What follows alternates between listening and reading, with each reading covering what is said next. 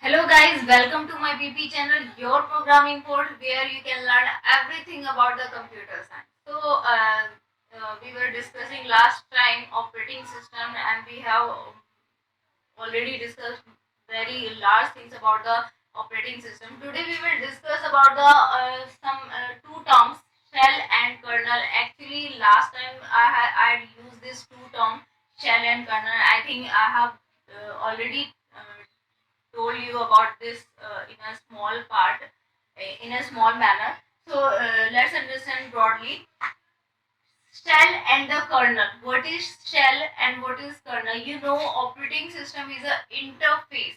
So why it is an interface for interacting to your hardware. Okay. So why it is interface and how this interface works? When we interact our operating system, this shell part first activated, and actually shell part is responsible for interacting with the user. Okay, whatever application you are using for giving the command to your operating system, actually operating system is our secretary, so always give the instruction, we give order to our operating system. Here we are giving command, we are giving command to operating system, just do this work, and for this whatever you required a hardware, just activate them. Okay, so we are giving an instruction to our operating system by using this shell. Like when we interact our operating system, first of all our shell will be the shell part of the operating system activated, and what is the work of the shell? You can see here, get command from the user. Whatever command you are giving to your operating system, first it is responsible to take the command. Then second is translate the received command into a machine language. Actually it is the interpreter. In short, if I'm saying it is the interpreter, the work of the interpreter is what it is responsible for changing your understandable language into machine language. You know about the computer systems only understand the machine language, that is 0 and 1.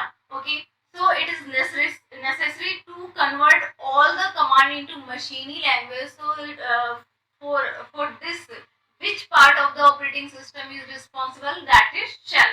Okay, then after passing this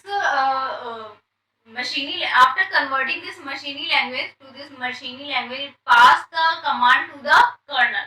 So actually the work is done by the part of the operating system is what? That is kernel. The actual work of the operating system which is done by, that is kernel. Okay, now what is kernel? So the kernel part is responsible for interacting with the hardware. According to the command, according to the instruction, it will activate your hardware, and your process will be done by your hardware. Okay, so let's understand, but before understanding the work of the kernel, let's take this diagram properly. This is the interface diagram when we are saying the our operating system working as an interface. How it works? It is the user space. This is our complete operating system. This is our OS. When user interact with our operating system, so first of all, we get a space for the application by which we are interacting with your operating system. Like I am using MS Word, I am typing some text there. So first of all, I am using MS Word application here, and I'm giving the instruction to our operating system, to the kernel, just do the process according to my need. Okay, so I just want to I just want to write the text to convert this text. The shell responsible for converting this text into machine language. The command is what? The word I am opening, and I am writing some text in the word. So this command is going through the shell and to passing to the kernel. Okay, so next process is what? According to the command, kernel will decide which process we require. Process management, it is also done by your kernel. Memory management is actually MGT is the short form of the management. I have written here, no space is there, that's why I have written here. management and the device management. According to this instruction, your hardware, these are the hardware which is available in your computer system. So according to this instruction, your hardware will be activated. Okay, so like I'm giving the instruction to type the text. So here is the process management. So our CPU should be start writing this text on the MS Word. So process management is the instruction here. Accordingly, our CPU will be activated. And you know about when we save this command, we require a memory also. For according this save command, the memory management device is also activated. Now next one is device management. Like I just want to print the text, whatever I have typed in the MS Word. I just want to print. So related to a test device is what printer. So related to instruction to your device, your device management is activated, and your device will be accordingly your instruction. The device will be activated and it will print your text. Okay. Now understand the work of the kernel. So work of the kernel is what? These are the work. Actually, it is also a function of the operating system. In both process, we are understanding here both work of the kernel and the function of the operating system. Both are the same. Function of OS. These are the process which is done by your kernel or a operating system. Actually, this is our operating system work. Okay, so first one is about process management. So kernel will decide which resource are required to your CPU for completing the process.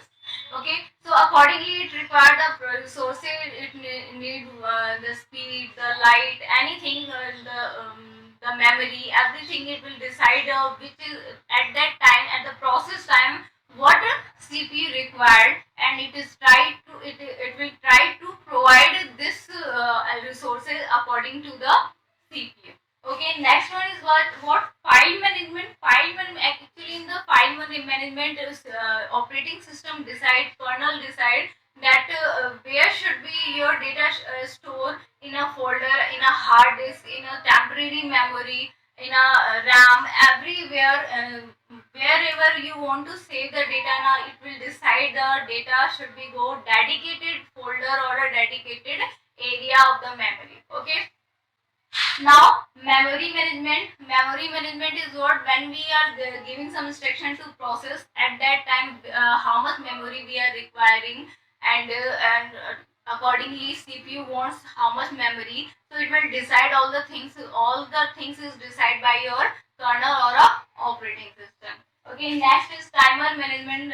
We have given lots of instruction, and this kernel and operating system will decide that it is completing to a proper time or not. Okay, next one is what? Interpret and event handling. Interpret matlab you just interpret like your data is converting or not in a proper manner, your instruction is going to the going or not in a proper manner, events are not highlighting, triggering according to your instruction. All these things is controlled by your operating system or a kernel. Last one is what? Device management. So device management is in the sense like you are inputting some thing by your keyword, so your data is typing in a proper manner or not. Your the things is another things, your reading process. Yeah, I mean your computer system is reading process, reading things by your computer system in a proper manner or not. So it all the things which is done by your kernel or a operating system. Here we have understand all the things, all the two things, function of the operating system and the kernel, work of the kernel. Both are same. So I have taken this process with the same video. Okay. Now let's understand the two terms related to the kernel and the related to the kernel. Yes, we have two types of kernel. The terms which is used for the kernel, that is monolithic kernel and the micro kernel. Let's understand what is monolithic kernel and the microkernel. What is monolithic and the microkernel? For understanding them, let's understand what is monolithic. Actually, if a single module carried out all the tasks of the kernel, like whatever task I have given here now, these all the process. If it is worked by your kernel in a single module, I have made two structure here. That is monolithic and second is microkernel. Actually, we have lots of process in between the application and the hardware. Okay, but in a monolithic kernel, we have only one thread there for completing any task. It means there is no different user space. Like last time we earlier I told you we have a user space, kernel, and the hardware. So in a monolithic, we don't have another user space and no another kernel here. Okay, we all these things which we are applying, it is done internally. It is already understandable by all this system in a operating system. Okay, so we will not give any instruction to we will not get any space for giving this instruction to our operating system. So everything which is done by your kernel now, it is use single thread to for completing the task and to activating the hardware. Okay, and we have where the Linux is an example of this. It is using single module for completion for completing these tasks. Okay, we don't have another space, user space, so no need to switch the task and no need to time management here. And if we are talking about the microkernel, so microkernel, if a kernel contain a minimalistic module for basic function only, gets other services done through the separately written specialized software. Like I'm telling you what is it. Like I have making one another structure, lots of processes there, same as the monolithic, but the difference is that look, for completing this process, it is using some different thread. If you are understanding the by thread now, like monolithic using a single thread for completing the task which is given by the user, and everything, no space, no another switch space. Every time this completing this task, it is using single thread, and after completion first, it will take the another process. And if you are talking about the microkernel, it is using the different thread, parallel thread for completing the different tasks at the same time. And what process it is using is switch the control according to the time. Which process is taken lots of time, accordingly which process is taken very less time, so it will execute first. So this is the microkernel. Okay, so this is a very slow operating system than monolithic, because the thing is straightforward here. So when it will complete first process, then go to the another. So we always find the data fast and fast here. And here is a switching process. So one process is running, and after process is waiting for its process. So we can wait for our time. Yes, we can process parallelly here, but here is the thing is that this process is very slow. It is using multi-thread, multi-module for completing the task. Okay, this is the main thing is here, monolithic and microkernel. Okay, so I can say the monolithic is much faster than the as compared to microkernel. Okay, here I'm giving a process first. If we are talking about the microkernel, so I have given to the instruction my CPU, just copy this part, and after some time I'm just giving another process. I'm giving some another instruction. So at that time we have two spaces, user space and the kernel space. So every time there is switching process will be happen.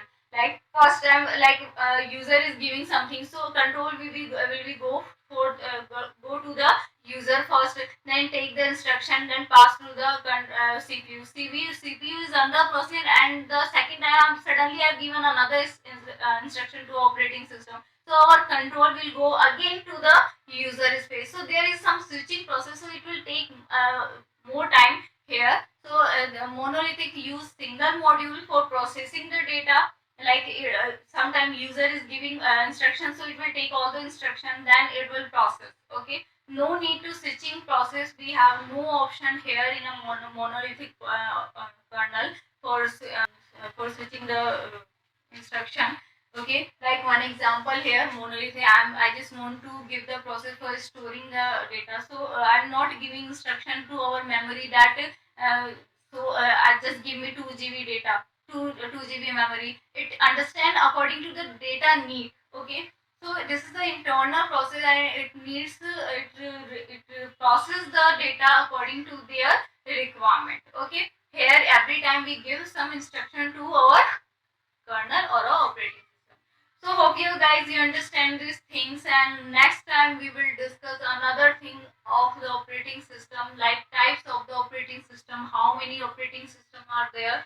So if you understanding this, guys, so you can comment here, and if you have any doubt, you can give your doubt in a commenting section.